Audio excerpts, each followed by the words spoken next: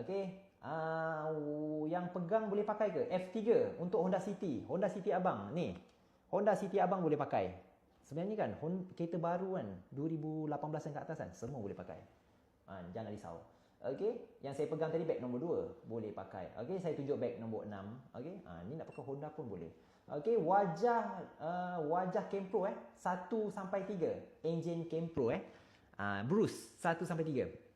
Tapi enjin Campro. Okey, Azia G model 2016. Nak temperature bang. Saya suggest beg nombor 1 sampai 5 boleh pakai.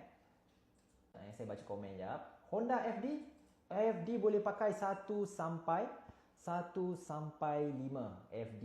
Perdana tak boleh pakai Encik Nizam. Perdana ni banyaknya keretanya 90% tak boleh pakai. Dia lepas je bang. Saya pelik. Ramai tak boleh pakai. Tapi saya cakap tak boleh pakai lah. Saya cakap. Okey, Vios Keli 1 sampai 5 boleh pakai. Beg nombor 6 ni boleh bang. Keli boleh pakai juga beg nombor 6 tapi dia besar. Okey, boleh nampak kot skala tangan saya dengan ni kan. Tapi yang saya tunjuk review tadi bang, mana macam mana rupa dia? Kecil ke? Oh, yang besar bang. Lebih kurang 1/3 jugalah saiz dia. Okey. Macam ni rupa dia.